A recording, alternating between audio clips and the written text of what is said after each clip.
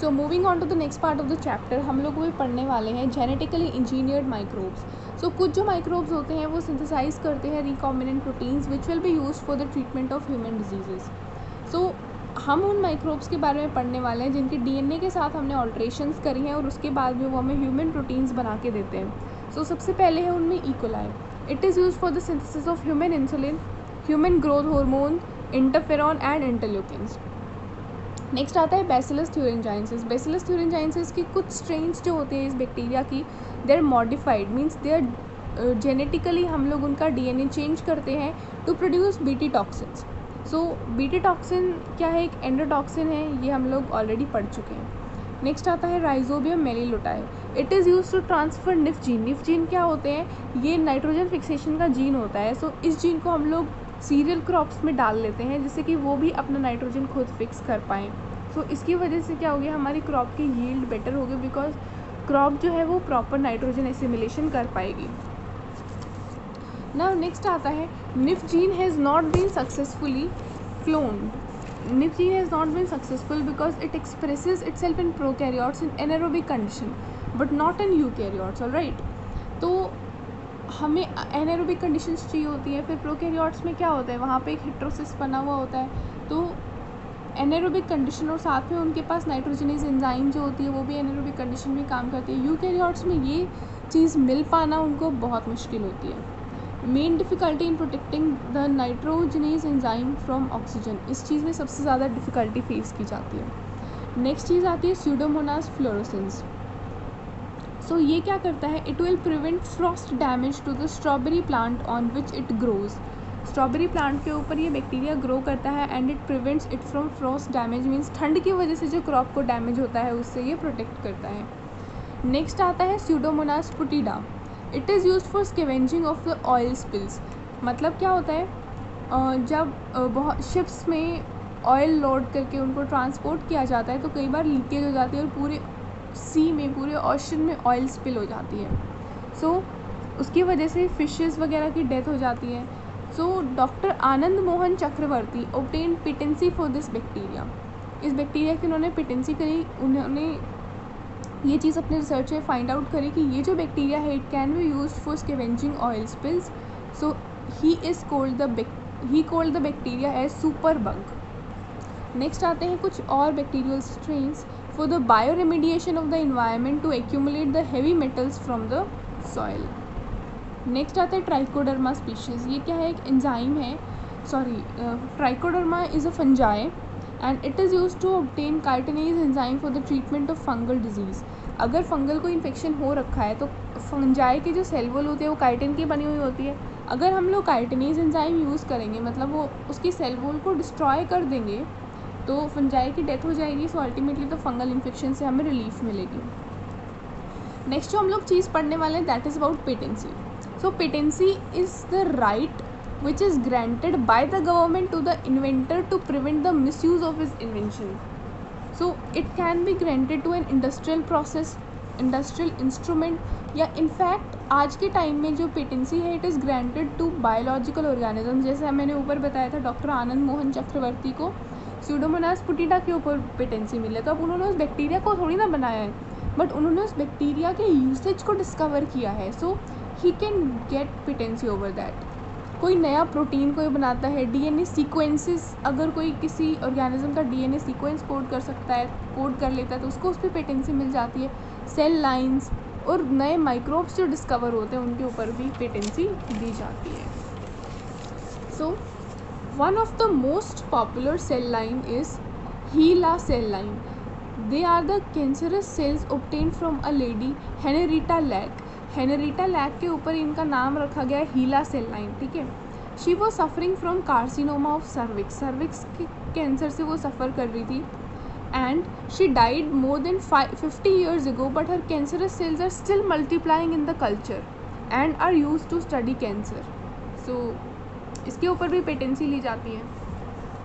Next thing जो आती है आपकी बायोपायरेसी। बायोपायरेसी क्या होते हैं, दे आर बहुत सारी ऐसी ऑर्गेनाइजेशंस होती हैं और मल्टीनेशनल कंपनीज होती हैं जिन्होंने पेटेंसी ली होती है bio resources of other countries without prior information. मान लो अमेरिका वाले इंडिया में आके इंडिया के किसी रिसोर्स के ऊपर अपनी पेटेंसी ले लेते हैं।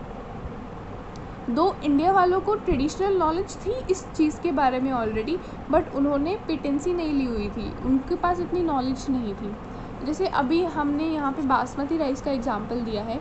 इंडिया के अंदर there are more than 2 lakh varieties of rice. 27 are even documented varieties of basmati rice with unique aroma and flavour. But Americans ने पेटेंसी ऑब्टेन करी हुई है for the entire germ plasm of basmati rice. Basmati का जितना भी जर्म प्लाज्म है उसके ऊपर अमेरिका वालों ने पेटेंट लिया हुआ है। They have cross the Indian varieties of basmati rice with semi dwarf variety of the country and they say that a new variety has been obtained. और अभी अगर हम लोगों को बासमती यूज़ करना है या कुछ भी करना है तो हमें अमेरिका वालों को पे करना पड़ेगा उनका पेटेंट ख़रीदने के लिए, मतलब क्योंकि उनके पास पेटेंट है, सो इसलिए हम लोग को उन्हें पे करना पड़ेगा। So this is all biopiracy कि दूसरी कंट्री के रिसोर्सेज को आप लोग एक्सप्लॉयट कर रहे हो विदाउट प्रायर इन्फॉर्मेशन। सो अभी नेक्स्ट है जैसे कि there is a West Africa sweetberry plant called as Pentadiplandra brazzeana. इस प्लांट से एक ब्रेजियन प्रोटीन मिलता है हमें। It is a low calorie sweetener, जैसे हम लोग आजकल करते हैं ना लो कैलोरी वाली चीज़ें खानी है, so it is a low calorie sweetener.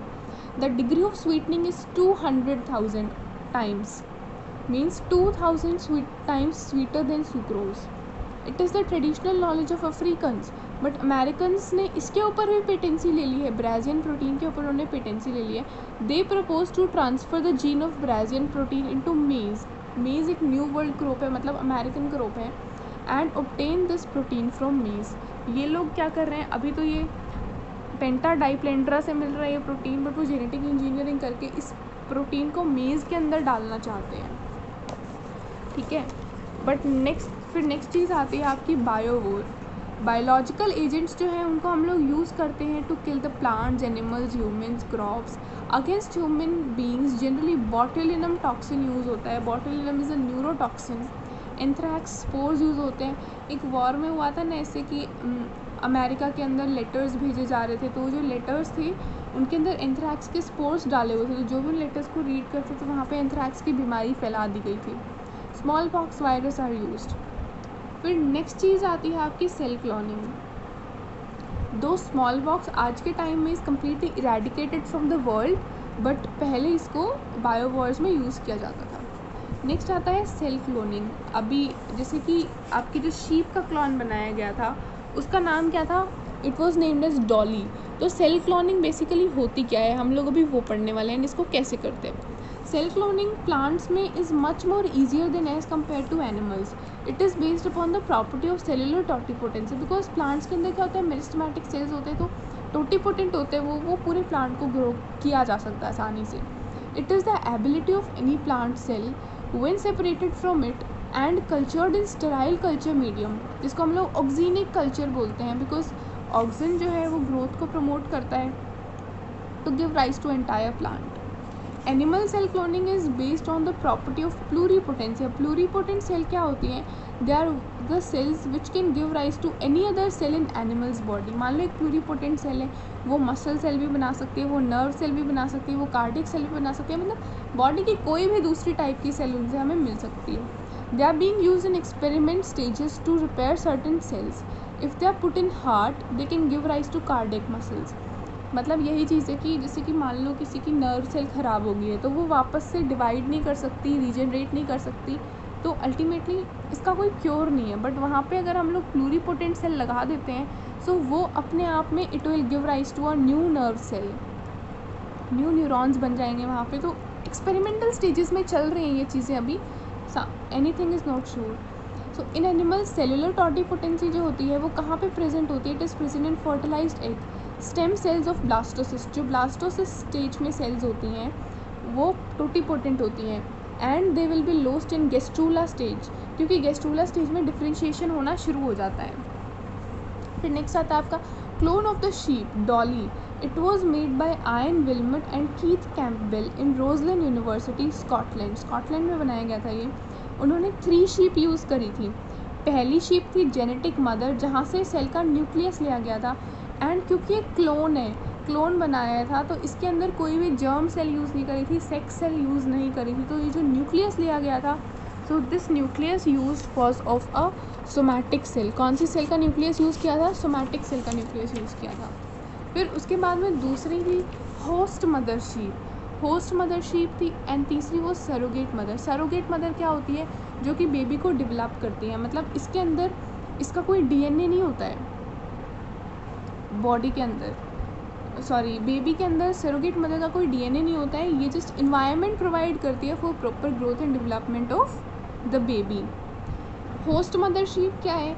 मतलब आपने जेनेटिक मदर का तो न्यूक्लियस ले लिया, अब बाकी जैसे माइटोकॉन्ड्रियल जीन्स होती हैं और दूसरी जो जीन्स होती हैं, मतलब साइटोप्लाज्मिक इनहेरिटेंस आपने पढ़ी थी, तो उसके लिए साइटोप्लाज्म चाहिए होता है, तो वो होस्ट मदरशिप का लिया गया था. From the genetic mother they took other sales of breast या मेमोरी ग्लैंड. उन्होंने सोमैटिक सेल में से भी कौन सी सेल यूज़ करी थी? ब्रेस्ट सेल यूज़ करी थी, because they are pluripotent.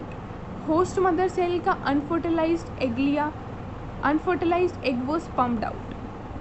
Alright, so unfertilized egg को पंप आउट करने का बेसिक रीज़न क्या था? हमें उसका साइटोप्लाज्म चाहिए था. अडर सेल को हमने कल्चर करा in nutrient deficient medium to halt the cell division so that no changes अकर.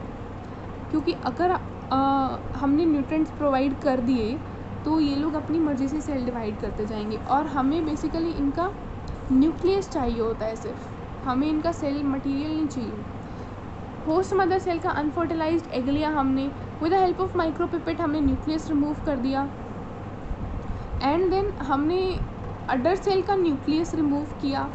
उस न्यूक्लियस को और होस्ट मदर सेल के बाकी के सेल को इलेक्ट्रोपोरेशन की हेल्प से हमने फ्यूजन करवाया, एंड हमें एक डिप्लॉयड सेल मिली which was cultured in culture medium.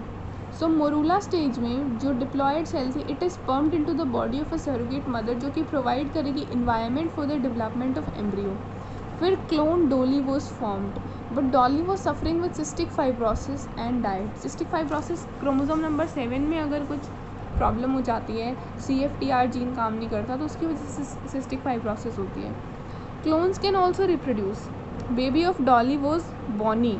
Dolly ने रिप्रोड्यूस भी किया था. Everything was fine, just cystic fibrosis थी उसको. सो नेक्स्ट हम लोग जो बोल रहे थे, मैंने आपको शुरू में बताया था कि GM फूड इंडिया में नहीं होता इतना.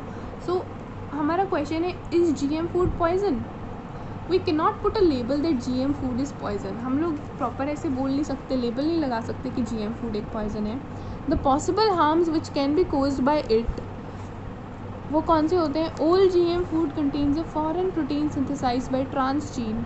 ट्रांसजीन कौन सा होता है? Desire gene in question. So example BT soybean जो है, इसके अंदर क्राई प्रोटीन्स होंगे, not harmful to man, but still it can cause toxicity और allergy in some people. Why? Because foreign protein body के अंदर एंटर करेगा, तो इसकी वजह से कॉम्प्लिकेशन तो डेफिनेटली हो सकती है. क्राई प्रोटीन का हमारे ऊपर कोई फ़र्क क्यों नहीं पड़ेगा? क्योंकि हमारे पास कोई रिसेप्टर्स नहीं होते इनके लिए, so they can get digested in us. Now GM food generally contain 2 selectable markers like antibiotic resistant gene. They will also synthesize proteins which will act as enzyme to provide us with resistance. They can also cause toxicity or allergy in some people. फिर उसके बाद आता है जो antibiotic resistance gene होती हैं from the food can enter into the body of some harmful bacteria which will become difficult to be controlled.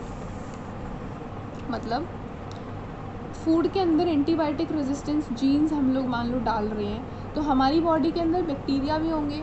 सो अगर कहीं से वो DNA माइग्रेट करके हार्मफुल बैक्टीरिया के अंदर चला जाता है, सो वो जो बैक्टीरिया है वो एंटीबायोटिक रेजिस्टेंट हो जाएंगे. फिर अगर हम लोग उन्हें किल करना चाहेंगे with the help of antibiotic, तो बहुत मुश्किल होगा. So it will become difficult to be controlled. So instead of 2 antibiotic resistance genes, try to use 1, जिससे कि थोड़ा तो हम लोग मिनिमाइज़ कर पाएँ. फिर नेक्स्ट हम लोग पढ़ने वाले हैं about terminator technology. Terminator technology क्या होती है? It is genetic modification of the plants to produce sterile seeds which are called as suicide seeds. It is GURT, genetic use restriction technology, in which the crops are producing sterile seeds. Male sterlitin plants, ये हम लोग use करते हैं to prevent excessive production of pollen grains and to inhibit or prevent emasculation of anthers in the successful production of hybrids. Hybrid बनाते हुए सबसे मुश्किल काम क्या होता है? एंथर्स को इमेस्कुलेट करना, बिकॉज वो बहुत ही ज़्यादा केयर से करना पड़ता है हमें, बहुत ही माइक्रो चीज़ होती है ये। For this we transfer a gene, हम लोग इसके लिए एक जीन ट्रांसफ़र करते हैं for the synthesis of barnase enzyme. अब बार्नेज एंजाइम क्या करती है, ये एक आरएनए हाइड्रोलाइजिंग एंजाइम है, expresses itself specifically in tapetal cells. If we have to restore the fertility, we can transfer another gene, bar star, which will inhibit the action of barnase। मतलब बारनेज की वजह से मेल प्लांट जो है हमने उसमें बारनेज डाल दी तो वो स्टेराइल हो गया, बट मान लो at some point of time हम चाहते हैं कि इसकी इनफर्टिलिटी वापस आ जाए, तो हम लोग उसमें बार स्टार जीन डाल सकते हैं, so it will inhibit the action of barnase enzyme. फिर इस चैप्टर का लास्ट टॉपिक आता है piggy bank vaccines. Today, with the help of genetic engineering, we are trying to synthesize subunit vaccines for hepatitis B and herpes। Hepatitis B के लिए रिकॉम्बिवैक्स vaccine थी, हमने पढ़ी थी पहले। इसके लिए हम लोग क्या करते हैं, एक fragment of DNA of herpes virus और हेपेटाइटिस बी वायरस लेते हैं, synthesizing surface proteins। This DNA is linked with DNA of vaccine virus which causes cowpox, DNA of vaccina virus which causes cowpox। जब इस virus को हम लोग allow करते हैं to multiply, then a number of recombinant viruses will be obtained with the surface protein of herpes or hepatitis B। When transferred into man, he will produce antibodies against herpes and hepatitis B virus। Basically इसका फंडा क्या होता है काम करने का, हमें सिर्फ वायरस के सरफेस प्रोटीन्स चाहिए होते हैं एंटीबॉडी बनाने के लिए। असल में अंदर वायरस नहीं होगा, राइट असल में अंदर वायरस नहीं होगा, जस्ट उसके सरफेस प्रोटीन्स होंगे तो आइडेंटिफाई कर लेगी बॉडी और उसके अगेंस्ट एंटीबॉडी बना के तैयार कर लेगी। तो जब असल में वायरस हमारी बॉडी में एंटर करेगा, सो हम लोग को लगेगा कि वायरस आ गया है अभी एंड एंटीबॉडीज़ ऑलरेडी बनी हुई थी, तो इवेंचुअली डिजीज़ नहीं होगी। So with this we are ending the chapter. Thank you very much.